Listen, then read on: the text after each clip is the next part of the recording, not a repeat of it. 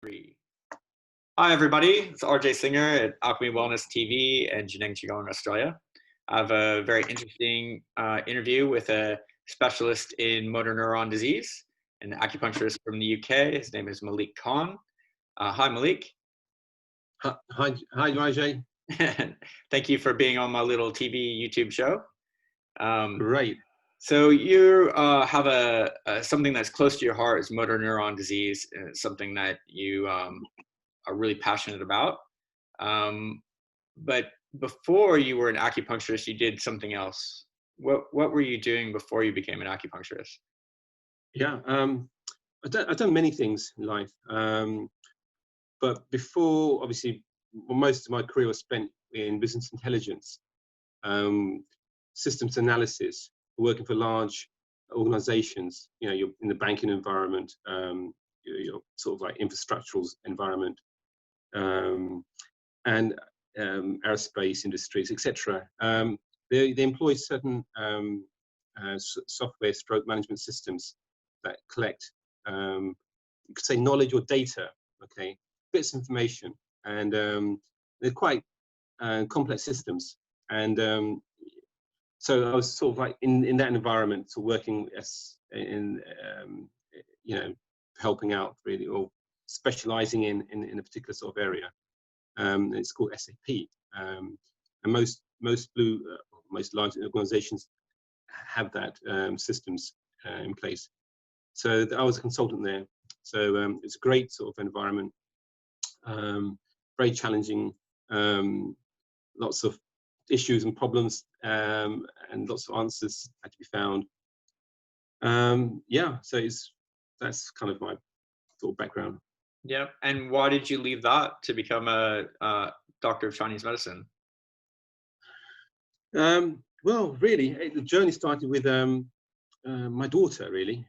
She developed some sort of kind of illness, and that was the start of things, really. And she, from the age of 6, up to the age of 6, she was fine.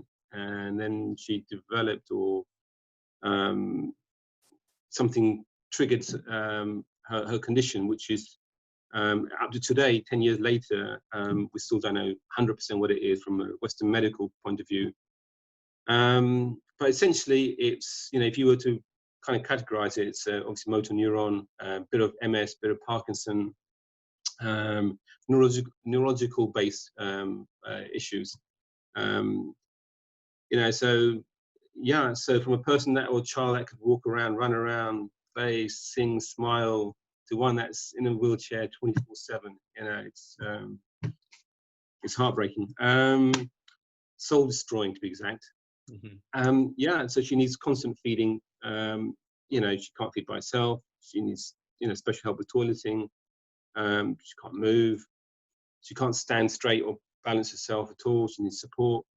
It requires more than one person to help her. So it's a horrible disease, and you know, and I wish I'd known what I know now then. And I'm sure certain things could have been put in place where, you know, it probably wouldn't have happened. But yeah, so that's one of the main driving force. Obviously, I've had my own experiences of ill health as well, and good experience with Chinese medicine.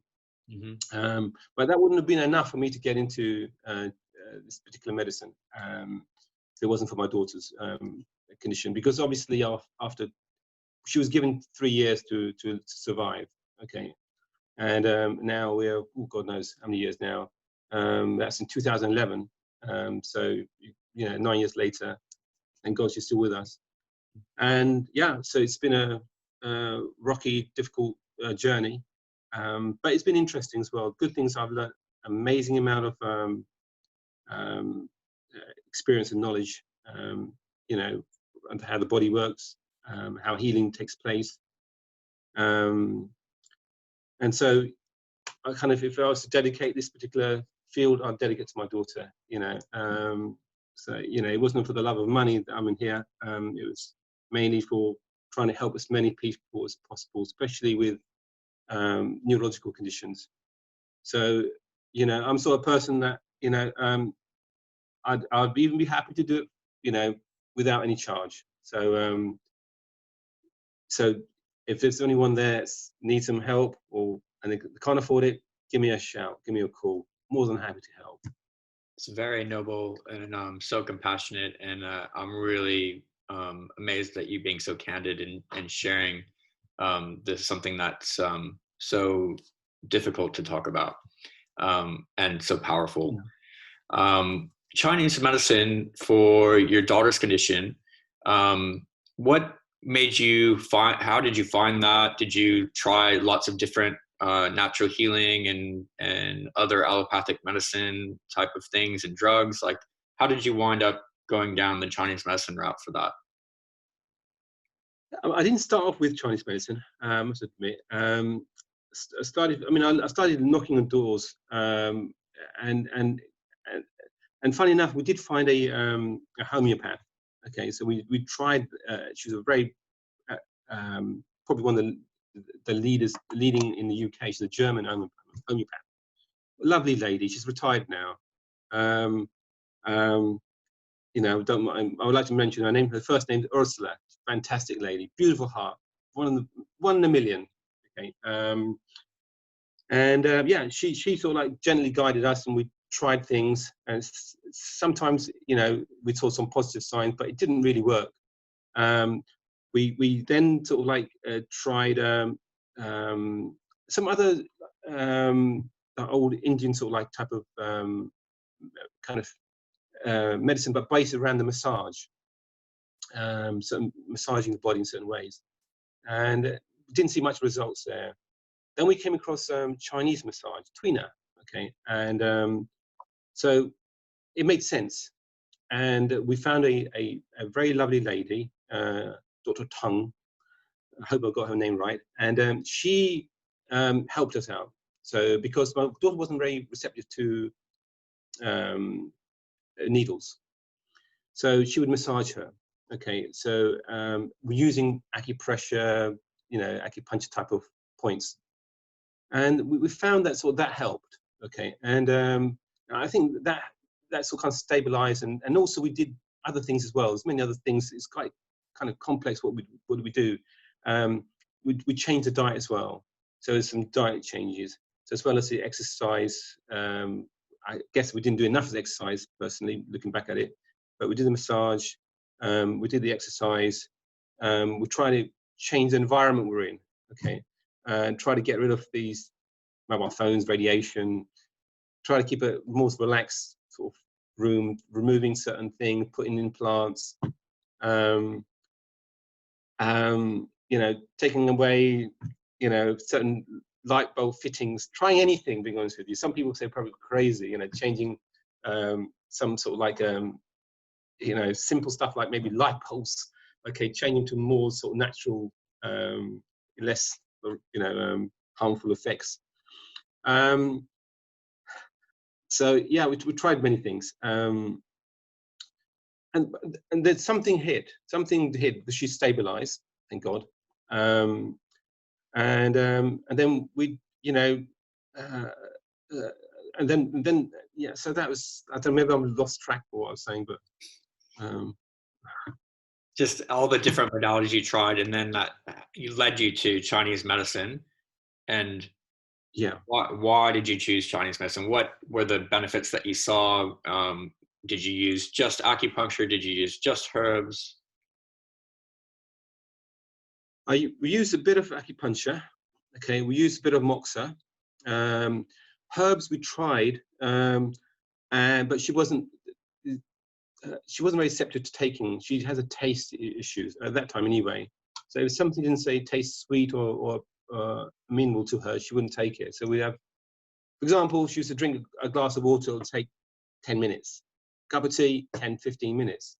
And that's someone giving it to her. Now that's something that she would be happy to take. Now, Chinese herbs generally are horrible, okay, right? Especially the dried ones. And it was impossible, even though we had paid a lot of money, okay, a lot of wastage, but she wouldn't take them. But we tried. She tried. Her tried with one sip, and that was it. and then we couldn't say go near it. We tried then the granules as well, but same thing. Even though we put in some honey, etc. Again, so it was really, really difficult. It was a real challenge because, you know, she wasn't comfortable with it. You know, she wasn't in most cases. It's very difficult to do anything. We did try some bit of acupuncture as well, and you know, I wouldn't do it myself. I'd get, you know, someone else really, because it's her dad doing AC.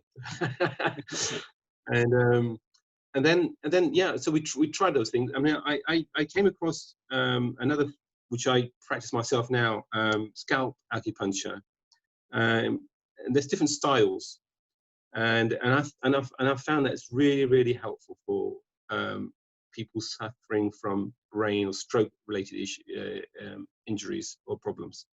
I wish one day that she can have some of that, because I think, you know, it can trigger on, you know, hopefully, because I think certain parts of her body, it's kind of like semi-paralyzed, and it's amazing what the scalp acupuncture can do, and just got to find the right opportunity, or when she's comfortable, you know, and then sort of do it that way, really. It's Yeah. interesting because most people with motor neuron diseases also have compromised digestive systems. So herbs usually, while they can be amazing, since their digestive systems are so compromised, a lot of times they can't even ingest and absorb the herbs to get it going. I was in a hospital in China that specialized in myasthenia gravis, so really debilitating disease where starts with an eyelid drooping, and then it turns into something that looks like Bell's palsy. Then it's like the whole body, it kind of turns into ALS, where they just can't move. And one of the departments, the head of the department was getting something like 90% success rate of total recovery. And she used herbs in a really interesting way.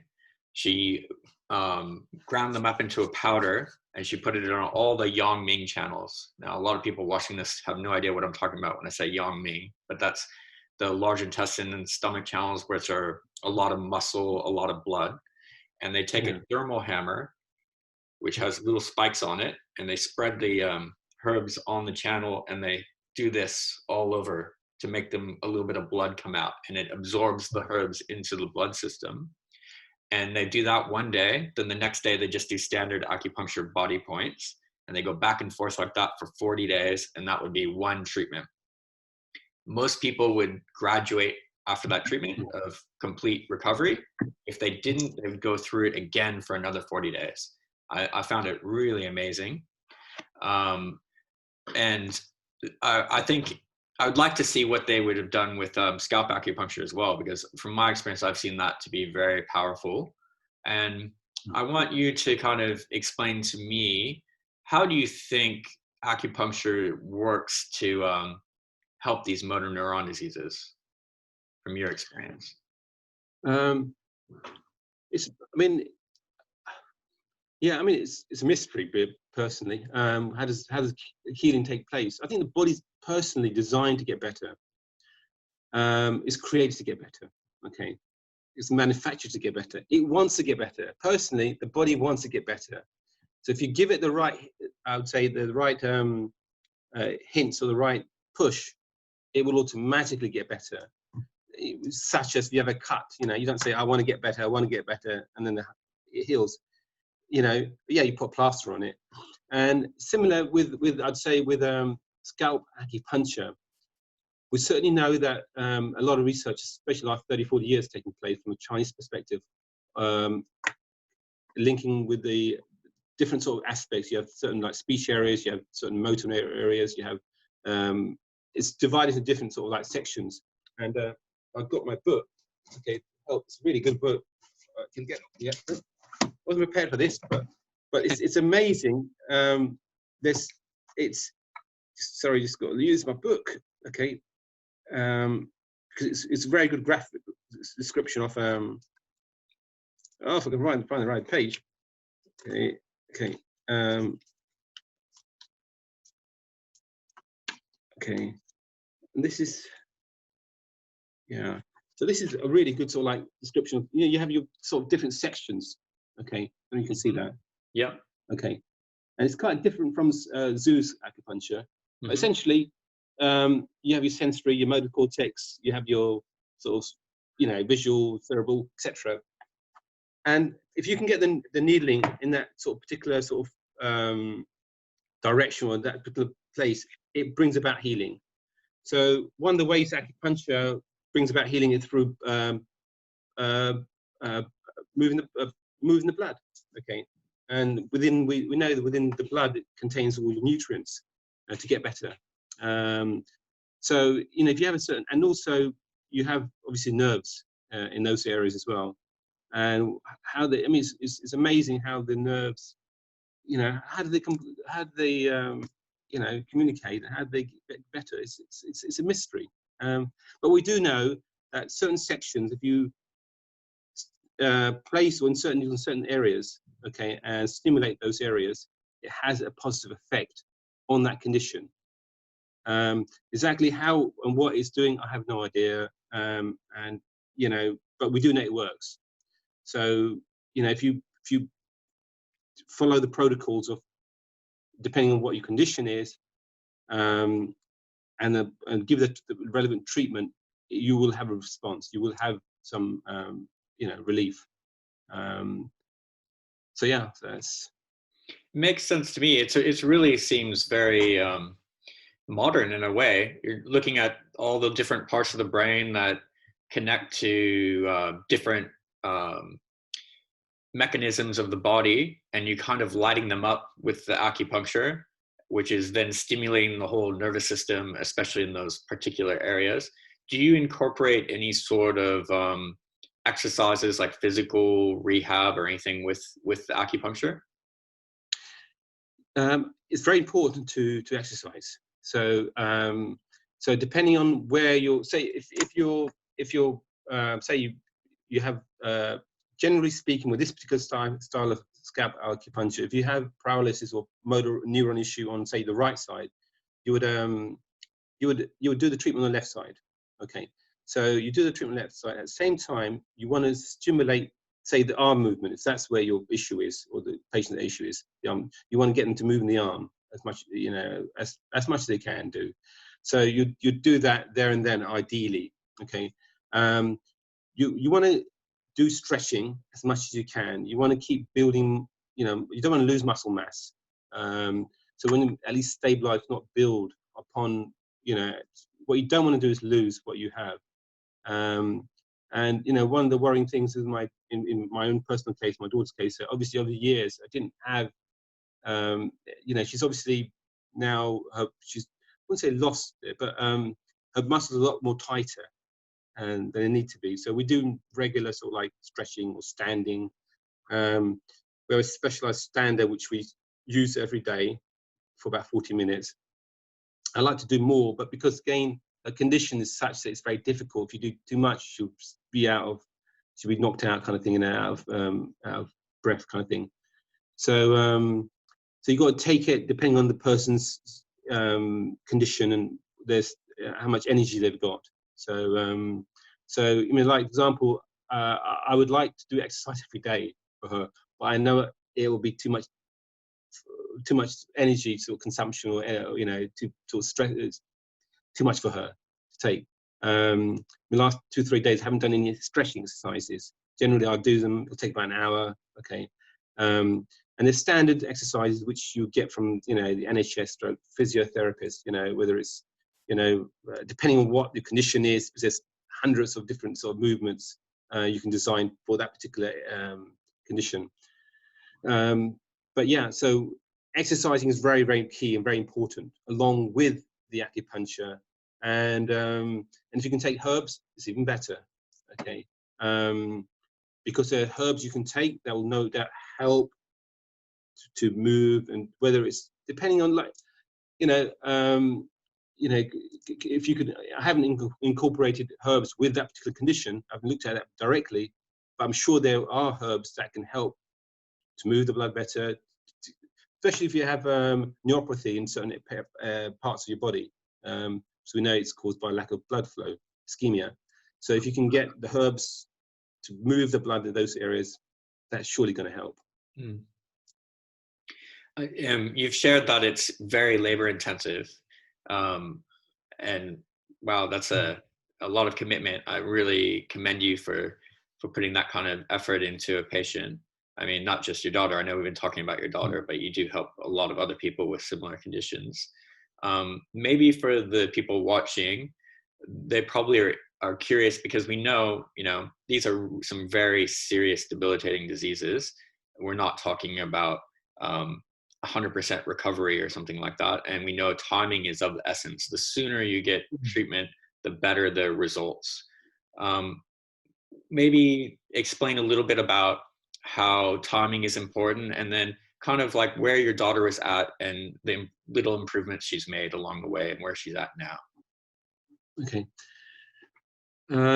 Yeah, when I look back at her photos and her videos, and it was the summer of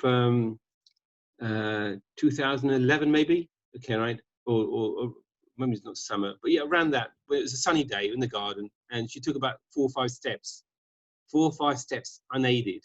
Oh, beautiful. It was like heaven. It was just like, I look back at it, and at that time, we had the physio there, a couple of OT people, other people as well witnessed it, and they sort of burst out in tears.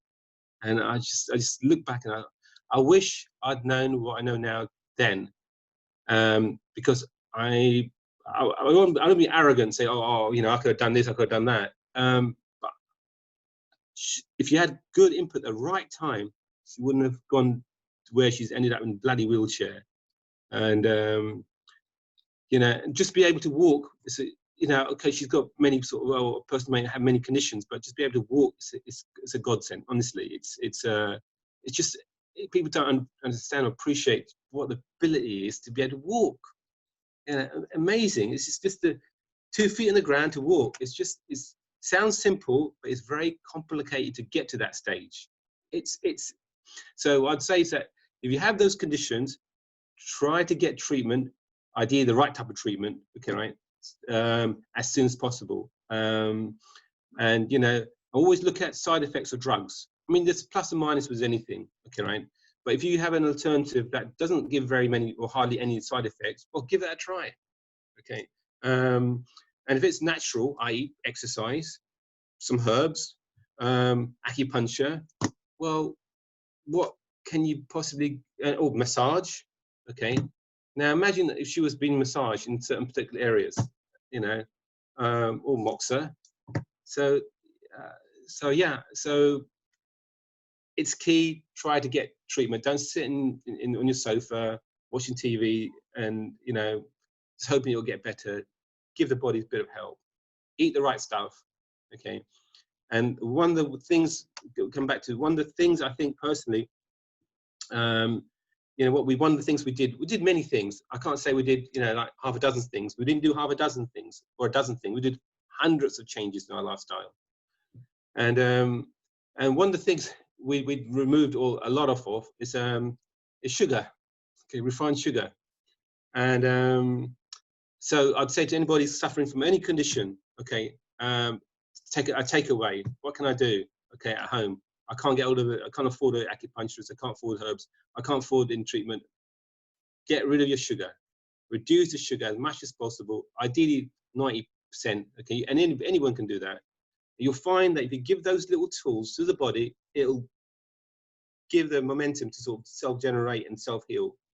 Put less of that crap in there, basically, and and look at whether and your eating and people's eating and drinking habits. If you can try to change those in a more positive ways, it'll help. So that's but yeah, so those are some of the things. Thank you, Malik. You've come across as such a compassionate person with a lot of humility, and given some great background about your own personal history, and a lot of it is for most people, they probably wouldn't be so candid. And I think it's amazing that you shared all that. Very heart-wrenching and heartwarming. Um, where can people find you if they have a similar condition and would like some help? Normally I reside in the caves on a mountain. I wish. Okay. Oh God. So yeah, I can be reached on achieve health.me. I mean, at the moment, I'm in north of the country of in the UK, England. It's a little town not too far from Doncaster. It's called Retford. Okay. But yeah, it's a beautiful day today. But generally, the weather in this sort of part of the country isn't very nice. So I'm always looking for sunnier climates. So Australia, here I come. We'd love to have you.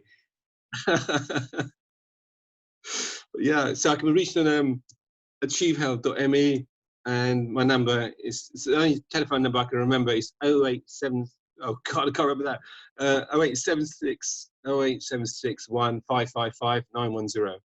So yeah, so yeah, so my goal really is to help at least 100,000 people, you know, in my life till I pass on, and that's, you know, it's a goal that I have. If I can help 100,000 people, that'll. I wouldn't say, I don't want to stroke my ego saying, "Well, I helped 100,000 people. Wow, look at me! Wow." No, not like that. I like to help generally 100,000 people, so I think this medicine can help, and people don't need to suffer. So, and if you're suffering, especially from stroke conditions, okay, right, and you can't afford it, give me a call. Okay, we can sort something out. Don't worry about the money. Well, you know, so yeah, so other conditions, we treat a lot of other conditions as well. Should I say Chinese medicine generally has fantastic results in many areas. And you know, RJ, you're amazing in what you do as well. So my hats go. I don't have a hat, but you know, wonderful stuff that you're doing out there. Thank you, Malik. That was a wonderful interview, and I hope people reach out and contact you. We'll stop there, and it's great talking to you. Thank you. Thank you, Rich. RJ. Thank you.